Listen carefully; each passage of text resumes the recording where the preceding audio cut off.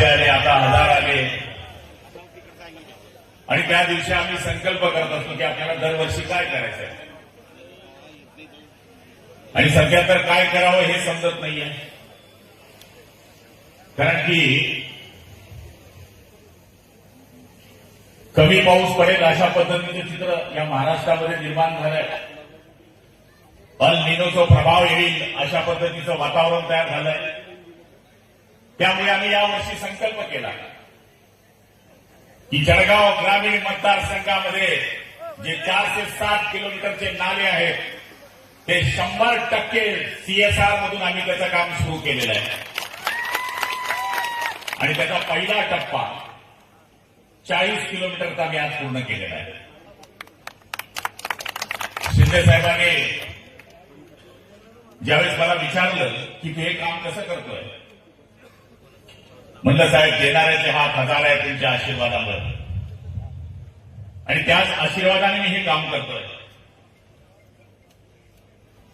आज मला ही सभा घेत असताना खूप आनंद वाटतोय. जेव्हा आम्ही 40 लोक आणि 10 अपक्ष गुवाहाटी गेले होते, काय गाडी काय डोंगर, त्यावेळेस इथेच शिंदे साहेबांची सभा झाली होती, मुख्यमंत्री साहेब. आणि आज त्या गोष्टीचा आनंद आहे. जरी आज शिंदे साहेब या कार्यक्रमाला उपस्थित नसले तरी त्यांचा दुपारी मला फोन आला आणि त्यावेळेस मी त्यांना बोललो की आदरणीय श्रीकांत भाऊ माझ्या वाढदिवसाला येत आहेत.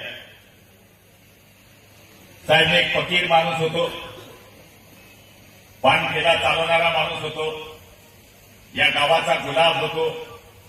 या गावाच्या गुलाबराव करण्याचं काम जर कोणी केलं असेल तर हिंदुत्व सम्राट बाळासाहेब ठाकरेंनी ते केलेलं आहे. बरेच दिवस गेले या जळगाव जिल्ह्यामध्ये. शिवसेना जेव्हा उभी राहत होती त्या काळापासून तर आजपर्यंत शिवसेना या मतदारसंघामध्ये टिकवण्याचं काम आम्ही या ठिकाणी केलंय. आज वाढदिवसाच्या निमित्ताने आपल्याला हेच सांगणार आहे की आपल्याला काय करायचंय मित्रांनो. काय आता किशोरप्पा बोलले की प्रतापने जर माझं ऐकलं असतं, त्यांनी आय लव्ह यू केलं असतं तुमच्याशी, तर